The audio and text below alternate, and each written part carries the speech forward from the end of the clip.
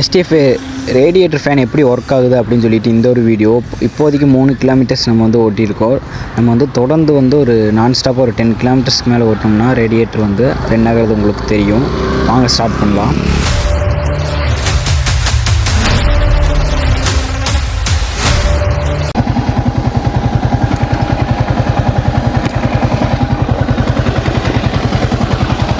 SDF பார்த்தீங்கன்னா வந்து நான்ஸ்டாப்பாக வந்து ஒரு 10 கிலோமீட்டருக்கு மேலே ஓட்டிகிட்டு வந்துட்டேன். ஆட்டோமேட்டிக்காக அங்கே பார்த்தீங்கன்னா உங்களுக்கு சுற்றுறது உங்களுக்கு நல்லாவே தெரியும். நீங்கள் ஒரு நான்ஸ்டாப்பாக ஒரு 10 கிலோமீட்ரு நல்லா ஓரளவுக்கு ரைஸ் பண்ணி ஓட்டி பாருங்கள்.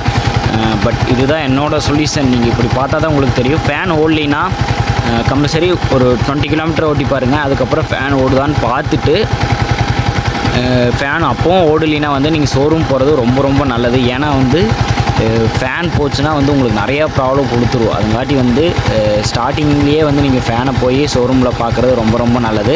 அப்படியே ஃபேன் போனாலுமே வந்து நல்ல ஒரு கம்பெனி பிராண்டாக ஒரு 2500 3000 இருக்கும். அந்த ஃபேனை போட்டுக்குங்க.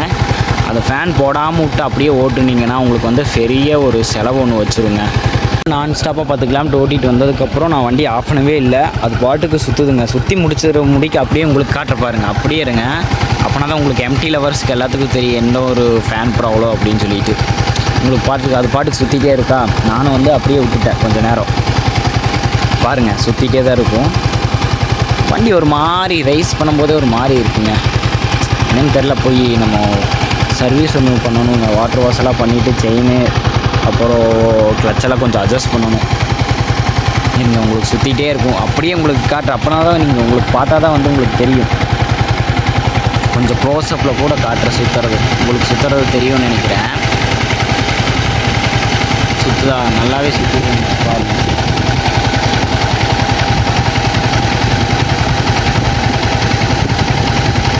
நானும் சுற்றி முடிக்க எப்போவுமே விட்டுருவேன்.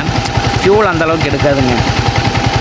ஏற்கனவே ரேடியேட்டர் ஃபேனை பற்றி நம்ம நிறைய வீடியோஸ் போட்டிருப்போம்னு நினைக்கிறேன். அதையும் செக் பண்ணி பார்த்துங்க. ஆஃப் ஆயிடுச்சு. கொஞ்சம் நேரம் கழிச்சு வந்து பார்த்திங்கன்னா அதுவே மறுபடியும் சுற்றும் போது வந்து பார்த்திங்கன்னா உங்களுக்கு வீடியோ எடுத்து காட்டுறேன்.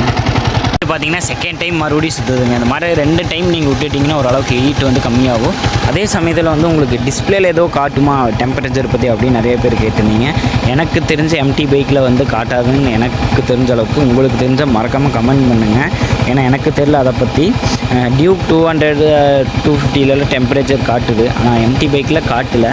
அது மட்டும் எனக்கு தெரில. உங்களுக்கு தெரிஞ்சால் நீங்கள் சொல்லுங்கள். இந்த மாதிரி 2வது டைம் சுற்றி நிற்கும்போது வந்து பார்த்திங்கன்னா நீங்கள் அதுக்கப்புறம் வண்டியை ஆஃப் பண்ணிக்கிங்க. அதுதான் உங்களுக்கு நல்லது. நான் உங்களுக்கு சுற்றி முடிச்சோன்னே எப்படி ஆஃப் பண்ணுறது அப்படின்னு நீங்களே பாருங்கள். பைக் வந்து பார்த்திங்கன்னா நியூட்ரல் அப்படியே வந்து ஸ்டார்ட்டில் விட்ருக்கேன். ஏன்னா கியரில் வந்து ஸ்டார்ட்டில் விட முடியாது. ஏன்னா சென்டர் ஸ்டாண்ட் இல்லை. சுற்றுது பாருங்கள். பயங்கரமாக சுற்றுதுங்க. ஹீட்டும் கொஞ்சம் பயங்கரமாக இருக்குது. 10 கிலோமீட்டர் வந்ததுக்கு இந்த அளவுக்குலாம் விரட்டு இல்லைங்க. ஒரு 80 முடிக்கும் தான் ஓட்டியிருப்பேன். கூல் அண்ட் ஆயில் கொஞ்சம் கம்மியாக இருக்கும் போல். அதையும் கொஞ்சம் கரெக்டாக எல்லாம் பார்த்துக்குங்க. நானும் வந்து பார்த்திங்கன்னா இந்த வீக்கில் தான் போய் எல்லாம் பார்க்கணும். ஏன்னா இந்த வீக்கில் வெளியே போகிற மாதிரி பிளான் பண்ணி வச்சுருக்கேன். பார்ப்போம். சுற்றிட்டே இருக்குங்க. பயங்கரமாக சுற்றுது. ஹீட்டும் பயங்கரமாக வருதுங்க.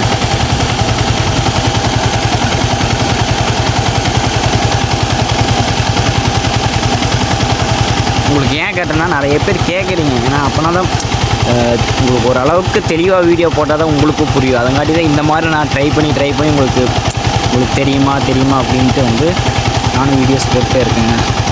ஏன்னா நிறைய பேர் இந்த ரேடியேட்டர் ஃபேனை மட்டும் தப்பு பண்ணிட்டோம்னா நிறையா வேலை வச்சுரும், நிறைய செலவும் வச்சுரும் அப்படின்னு நிறைய பேர் சொல்லியிருக்காங்க. அதே மாதிரி தான் நானும் வந்து அந்த ரேடியேட்டர் ஃபேனை மட்டும் கரெக்டாக மெயின்டைன் பண்ணிகிட்ருக்கேங்க.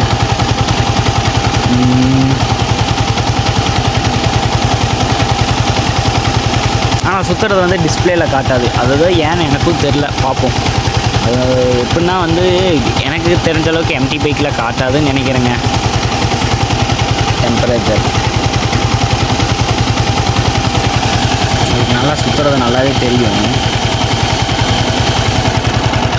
சுற்றி நின்றுச்சுங்களா. சுற்றி நின்றதுக்கப்புறம் வந்து இந்த பட்டனை எப்போவுமே ஆஃப் பண்ணிடுங்க. ஆஃப் பண்ணிவிட்டு அந்த ஒரு சவுண்டு ஒன்று வைப்ரேஷன் சவுண்டு மாதிரி வரும். அந்த சவுண்டு வந்ததுக்கப்புறம் தான் நீங்கள் கீயை ஆஃப் பண்ணணும். ஆஃப் பண்ணிட்டீங்கன்னா வேலை முடிஞ்சுங்க. அப்படி உங்களுக்கு 10 to 20 கிலோமீட்டர்ஸ் ஓட்டி சுற்றலினா ஷோரூம் போய் வந்து கான்டாக்ட் பண்ணுறது ரொம்ப ரொம்ப நல்லது. அப்போனா தான் உங்கள் வண்டி லைஃப் நல்லாவே இருக்கும். நீங்கள் ட்ரை பண்ணி பார்த்துட்டு கமெண்ட் பண்ணுங்கள்.